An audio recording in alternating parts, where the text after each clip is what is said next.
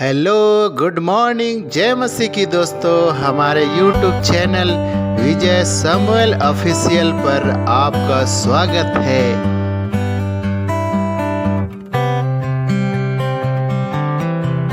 From our archives, the Billy Graham Classics.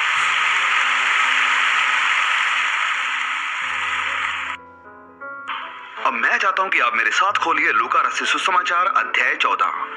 लूका अध्याय 14 को हम देखेंगे। एक कहानी मैं आपको बताने वाला था, अब इसे छोड़ देंगे, कल रात मैं आपको वो बताऊंगा। अभी हम सीधा अपने मैसेज में जाएंगे। लूका रचित सुसमाचार अध्याय 14 और वचन देखेंगे 16 से। प्रभु यीशु यहाँ पर दृष्टांत दे रहे हैं एक बड़े भोज का। उसने उससे कहा, किसी मनुष्य ने बड़ा भोज किया और बहुतों को बुलाया। अब प्रभु यीशु यहाँ पर एक दृष्टांत बता रहे हैं। प्रभु यीशु ने ऑलरेडी ऐसी कई बातें करी हैं जिसके कारण उसके बुलाने वालों को सर झुकाना पड़ा है। एक दिन प्रभु एक फरीसी के घर में थे और उसने एक इंसान को चंगा किया और वो सबत का दिन था, और जो कि उनकी नजरों में ये करना गलत था। तो प्रभु यीशु ने कहा कि अगर तुम्हारा गधा खाई में गिर जाए तो क्या तुम उसे नहीं उठाओगे? और उन्होंने कोई जवाब नहीं दिया, क्योंकि वो समझ गए थे कि प्रभु यीशु ने उन्हें पकड़ लिया है। फिर वो एक और दृष्टांत कहानी बताते हैं शादी के बारे में, और इसके बाद वो ये कहानी बताते हैं। लिखा कि एक मनुष्य ने बहुत बड़ा भोज तैयार किया और बहुतों को बुलाया, और जब भोजन तैयार हो गया तो उसने अपने दास के हाथ आमंत्रित लोगों को कहला भेजा कि आओ, अब भोजन तैयार है। तो एक इनविटेशन पहले भेजा जाता था और दूसरा एक और इनविटेशन भेजा जाता था खाना यानी भोजन तैयार होने के बाद कि अब आ जाओ, और ये थोड़ा पर्सनल इनविटेशन होता था। वो आज हमारी तरह नहीं होता था कि जैसे हम टेबल के ऊपर बैठते हैं खाना सर्व होता है, नहीं। वो लोग भागकर भीड़ में आते थे और देखते थे कि उस जगह पर अपनी सीट लें जहां पर थोड़ा खाना बढ़िया है, या जो बुलाने वाला है उसके पास बैठे जहां बढ़िया वाइन मिले। ये सब कुछ होता था। लेकिन प्रभु यीशु एक भोज के लिए ही आए थे, और यहाँ पर बैठे हुए वो एक कहानी बता रहे हैं, दृष्टांत बता रहे हैं एक भोज का, एक बड़ी पार्टी का। तो प्रभु यीशु ये दृष्टांत बताते हैं एक आत्मिक सच्चाई को यहाँ पर बताने के लिए कि एक मनुष्य ने खाना तैयार किया और भेजा कि अब आ जाओ, खाना तैयार है। लेकिन वे सब एक एक करके बहाने बनाने लगे। पहले ने उससे कहा कि मैंने खेत मोल लिया है और अवश्य है कि मैं उसे देखूं, मैं तुझसे विनती करता हूं कि मुझे क्षमा कर दे। दूसरे ने कहा, मैंने 5 जोड़े बैल मोल लिए हैं और उन्हें परखने जा रहा हूं, तो तुझसे विनती करता हूं कि मुझे क्षमा कर दे। एक और ने कहा, मैंने विवाह किया है इसलिए मैं नहीं आ सकता। उस दास ने आकर अपने स्वामी को ये बातें क्या सुनाई। तब घर के स्वामी ने क्रोध में आकर अपने दास से कहा कि नगर के बाजारों और गलियों में तुरंत जाकर कंगालों, टुंडों, लंगड़ों और अंधों को यहाँ ले आ। दास ने फिर कहा कि हे स्वामी, जैसे तूने कहा था वैसे ही किया है, फिर भी जगह है। स्वामी ने दास से कहा कि सड़कों पर और बाड़ों की ओर जाकर लोगों को बरबस ले आ, ताकि मेरा घर भर जाए, क्योंकि मैं तुमसे कहता हूं कि उन आमंत्रित लोगों में से कोई मेरे भोज को ना चखेगा, नहीं चखेगा। भोज करते वक्त प्रभु यीशु ये 2 दृष्टांत बताते हैं बहुत ही गंभीर सच्चाइयों को जाहिर करने के लिए, क्योंकि इन लोगों की बड़ी खास जरूरत है जिसके बारे में प्रभु यीशु यहाँ बात कर रहे हैं। मैंने टीवी देखते वक्त एक दिन टीवी के ऊपर देखा एक नया बॉडी स्कैनर, एक नया वाला डिसीज सेल में जो कि वर्चुअल केमिकल चेंजेस होते हैं, वो उन्हें देख सकता है और उन्हें मॉनिटर कर सकता है। ये एक ऐसी आंख है जो आपको देख सकती है कि आप कैसे बीमार होते हैं। अब परमेश्वर के पास भी एक स्कैनर है। आज रात वो आपको स्कैन कर रहा है, आपके मन को, आपके दिल को, आपकी आत्मा को, आपकी जान को, और वो देख सकता है आपकी आत्मिक जरूरत को। और प्रभु यीशु आज रात कह रहे हैं कि आपकी एक आत्मिक जरूरत है। पूरी दुनिया अपराधी है, हम सब अपराधी हैं परमेश्वर के नियमों को तोड़ने के। संत पौलुस कहते हैं कि हम जानते हैं कि व्यवस्था जो कुछ कहती है उन्हीं से कहती है जो व्यवस्था के अधीन है, इसलिए कि हर एक मुंह बंद किया जाए और सारा संसार परमेश्वर के दंड के योग्य ठहरे। कोई भी अदालत के दिन खड़ा होकर परमेश्वर के सामने नहीं कह पाएगा कि प्रभु मैंने नहीं वो किया, क्योंकि उसका स्कैनर हमें स्कैन कर रहा है उसी वक्त से जब से हम अपनी माँ के गर्भ में पैदा हुए हैं। परमेश्वर के कैमरे लगे हुए हैं, तस्वीरें फिल्में बन रही हैं, ना सिर्फ हमारे कामों की वरन हमारे ख्यालों की भी। इंसान अपने नियमों कानूनों को बदल सकता है, लेकिन परमेश्वर के नियम कभी नहीं बदलते। लेकिन आप शायद कहें कि मैंने तो परमेश्वर के 1 या 2 कानूनों को ही तोड़ा है। अगर आपने एक नियम को एक ही बार तोड़ा तो वचन कहता है कि आपने सभी को तोड़ा है। लिखा है, क्योंकि जो कोई सारी व्यवस्था का पालन करता है परंतु एक ही में चूक जाए तो वो सब बातों में दोषी ठहरा। याकूब अध्याय 2 और उसके वचन 10 में ये लिखा है। फिर वचन कहता है कि लोग मरे हुए हैं, डेड है। इफिसियों 2:1 में लिखा है कि जो अपने अपराधों और पापों के कारण मरे हुए थे, हमारी जान, हमारी आत्मा परमेश्वर के सामने ये मरी हुई है। पहला तिमुथियुस 5 में लिखा है कि जबकि हम जिंदा हैं पर हम मरे हुए हैं। शरीर में हम जिंदा हैं, लेकिन जो हमारे आत्मा, जो जान है, वो जो हम असल हैं, वो मरा हुआ है। ये परमेश्वर के सामने मरा हुआ है। हम परमेश्वर के सामने मरे हुए हैं, इसीलिए हम एक दूसरे के प्रति भी मरे हुए हैं। और यही कारण है कि युद्ध होते हैं, घरों में लड़ाई झगड़े होते हैं। यही कारण है कि हम एक दूसरे के साथ नहीं मिल सकते हैं। हम परमेश्वर के प्रति मरे हुए हैं, और जब हम परमेश्वर से अलग हो जाते हैं तो हम एक दूसरे से भी अलग हो जाते हैं। एक बिशप जो कि लूथरन फेडरेशन वर्ल्ड के प्रेसिडेंट है, उन्होंने मुझसे कहा कि जब हम मसीह यीशु के करीब होते हैं तो हम लोगों के भी करीब होना शुरू हो जाते हैं। और ये बात कितनी सच है। जब हम मसीह यीशु के करीब आ जाते हैं तो हम लोगों के करीब ही आ जाते हैं। देखो यहाँ पर कितने अलग अलग तरह के लोग बैठे हुए हैं, अलग अलग भाषा बोलने वाले, अलग अलग जगहों से, देशों से आए हुए लोग। ताइवानियन, मैंड्रियन, वियतनामीज, जापानीज, कोरियन, फ्रेंच वाले भी, अलग अलग जगहों से, अलग अलग देशों से, अलग अलग भाषा बोलने वाले लोग यहाँ हैं। हाँ, यहाँ पर बहुत से लोग स्पेनिश भी हैं, और मैं देख सकता हूँ कि स्पेनिश लोग सबसे ज्यादा यहाँ पर हैं। और आप हमारे देश के लिए एक बहुत बड़ा योगदान दे रहे हैं उन सारी चीजों के साथ जो आप यहाँ पर लेकर आते हैं। अलग अलग जातियों के जो लोग यहाँ पर हैं, सफेद, काले, हम सब मिलकर एक हैं। हम सब मिलकर एक बड़ा परिवार बना सकते हैं यहाँ सदर्न कैलिफोर्निया में, अगर हम मसीह यीशु में हैं तो।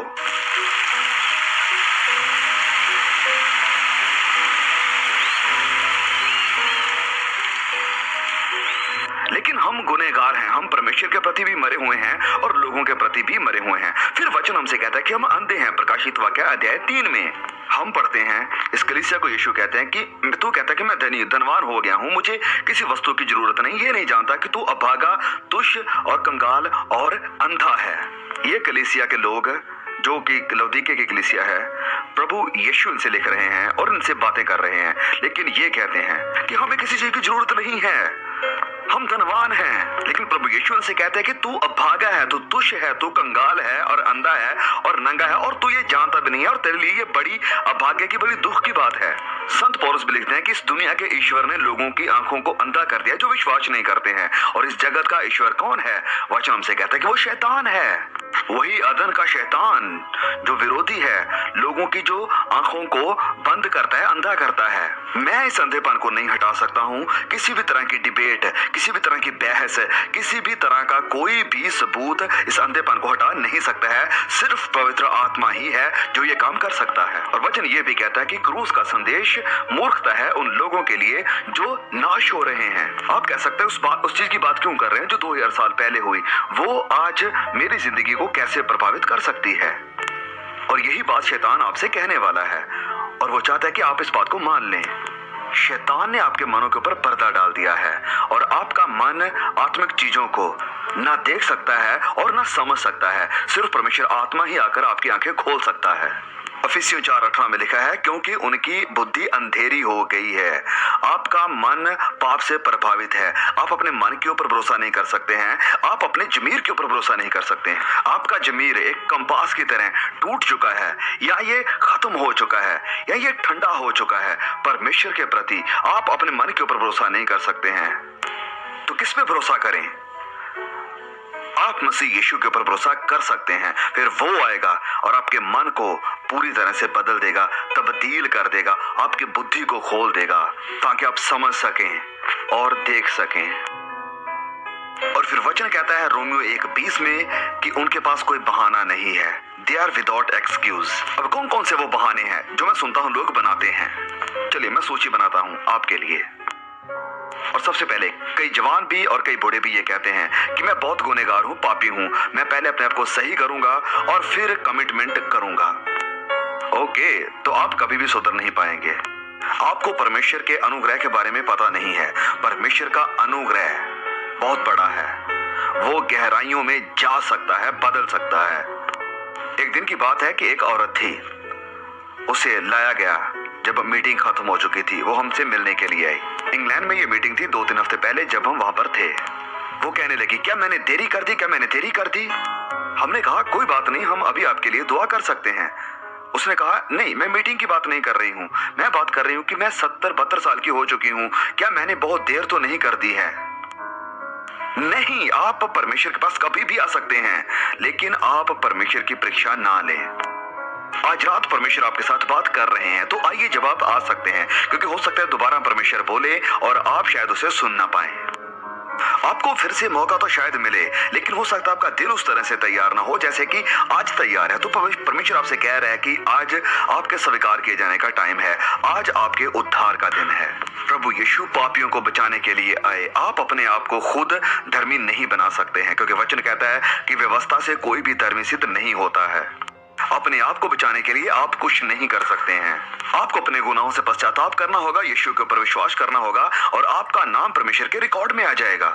2 तरह की किताबें हैं जो परमेश्वर के पास हैं। एक वो है जिसके ऊपर आपका सारा डाटा है, जब से आप पैदा होते हैं, आपकी बात, आपके काम, सब कुछ इसमें लिखा हुआ होता है।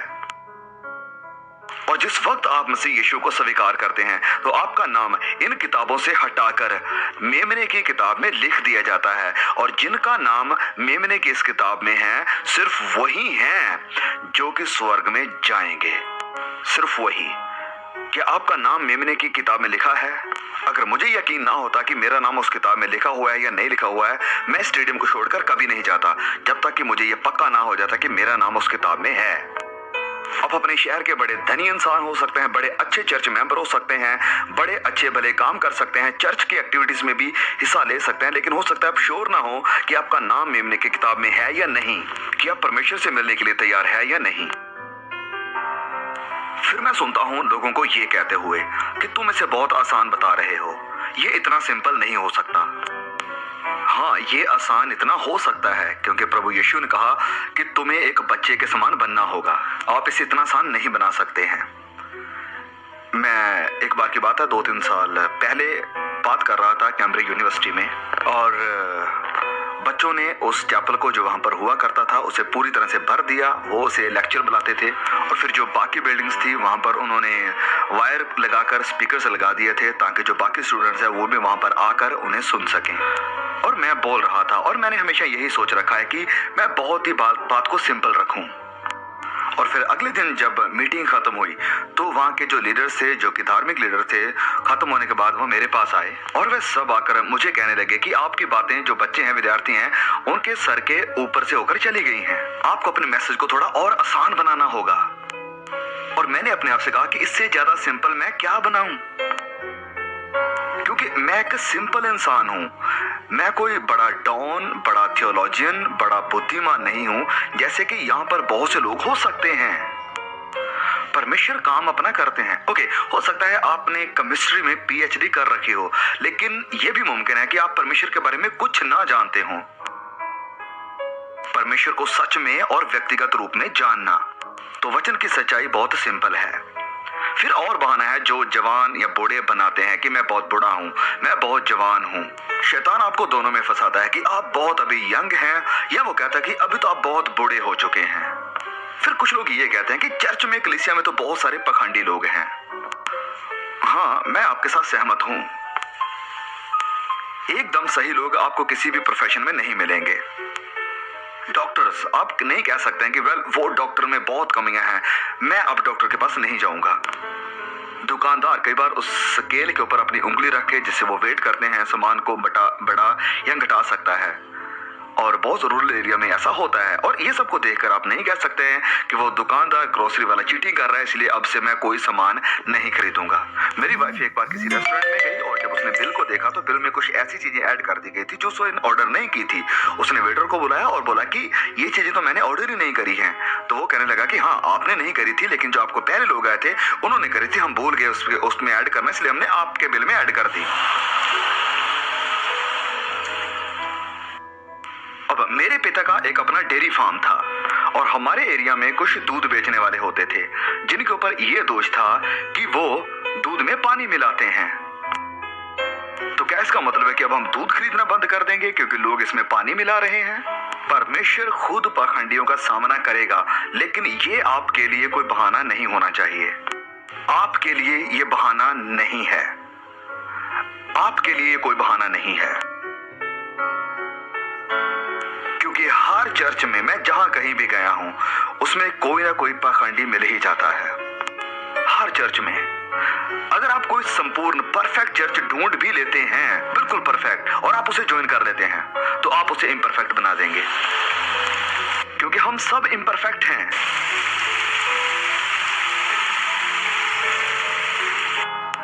और फिर कुछ लोग वो हैं जो कहते हैं कि ओह वेल मुझे बहुत कुछ छोड़ना होगा अगर मैं मसीह के पास आता हूं तो।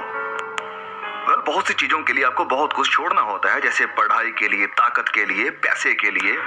परमेश्वर ने अपना सब कुछ दे दिया जो उसके पास था। परमेश्वर ने अपना बेटा आपके लिए दे दिया। आज रात क्या आप यीशु के पास आएंगे और अपनी जिंदगी उसे देंगे? आपका क्या बहाना है? बेवशे को एक बार पूछा गया कि तुम परमेश्वर के बारे में क्या जानते हो? उसने कहा कि मैं परमेश्वर के बारे में कुछ ज्यादा नहीं जानता, लेकिन मैं ये जानता हूं कि उन्होंने मेरी जिंदगी को बदल दिया है। देखिए, आपको परमेश्वर के बारे में सब कुछ जानने की जरूरत नहीं है, बाइबल को सारा जानने की जरूरत नहीं है मसीह यीशु के पास आने के लिए। उसके ऊपर बस विश्वास करें।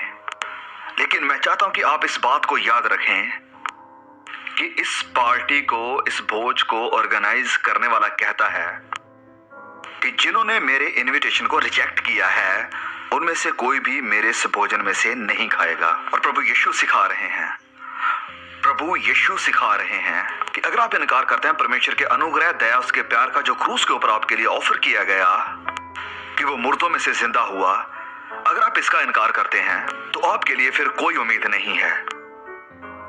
जो बुलाए गए हैं उनमें से कोई भी मेरा खाना नहीं खाएगा। उनके पास कोई बहाना नहीं है।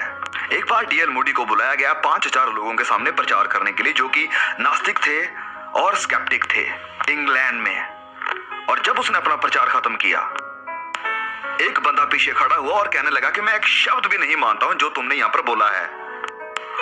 डीएल मूडी ने कहा ओके चलो ठीक है, चलिए आज रात कुछ यहां पर देखते हैं।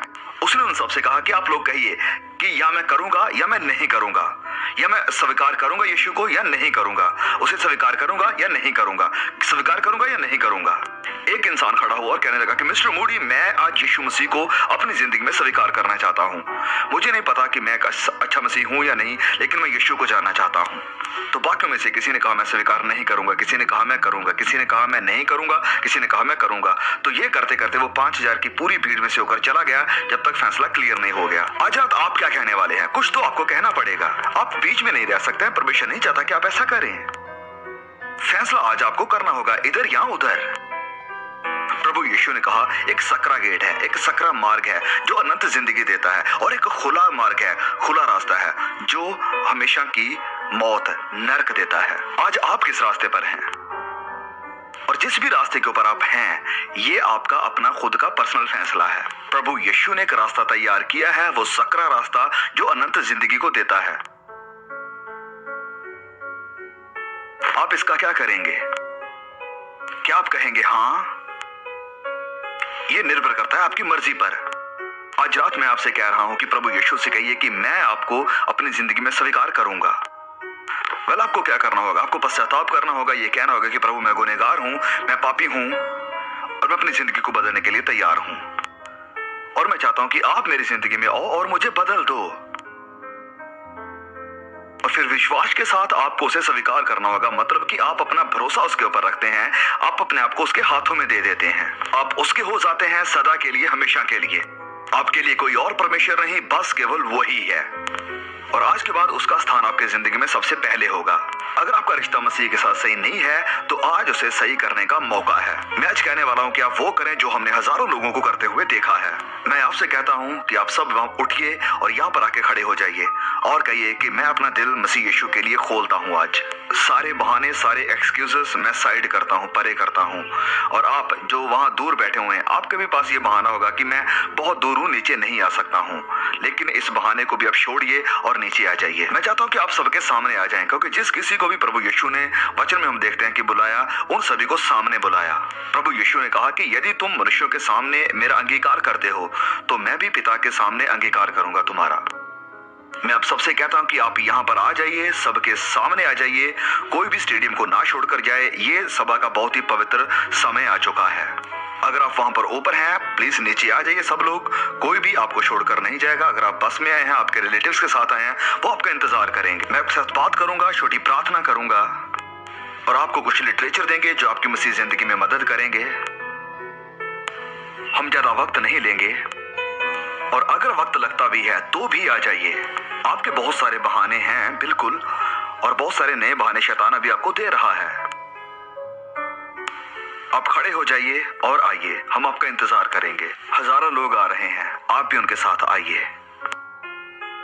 तो जैसे कि सैकड़ों लोग अंकल बिली ग्राहम के इस मैसेज को सुनने के बाद अपनी जिंदगी मसीह यीशु के हाथों में देने के लिए तैयार हैं, सारे बहाने छोड़कर प्रभु यीशु के साथ चलने के लिए, गुनाहों से पश्चाताप करके प्रभु यीशु के ऊपर विश्वास करने के लिए तैयार हैं, सकरे मार्ग के ऊपर चलने के लिए तैयार हैं, तो आप भी मेरे भाई मेरी बहन, आप जहां पर भी हैं, प्लीज सारे बहानों को, सारे तरह के एक्सक्यूजेस को छोड़कर गुनाहों से पश्चाताप करें, प्रभु यीशु को अपनी जिंदगी दे दें। और अगर आपने पहले से ही बपतिस्मा लिया है, विश्वास किया है, तो आज कमिटमेंट करें कि आप उसके साथ सकरे मार्ग के ऊपर चलने के लिए तैयार हैं। और इस मैसेज को, संदेश को उन सभी भाई बहनों तक जरूर पहुंचाएं जो कि अभी भी प्रभु यीशु से दूर हैं, जो कि अभी भी खुदावंद मसीह यीशु को नहीं जानते हैं, अभी भी कई अलग अलग तरह के बहाने। दोस्तों, अंत में यह संदेश अच्छा लगा या सीखने को मिला तो वीडियो को लाइक, सब्सक्राइब और बेल आइकन की घंटी को टच करें ताकि वीडियो की नोटिफिकेशन आपको मिलती रहे। Thank you.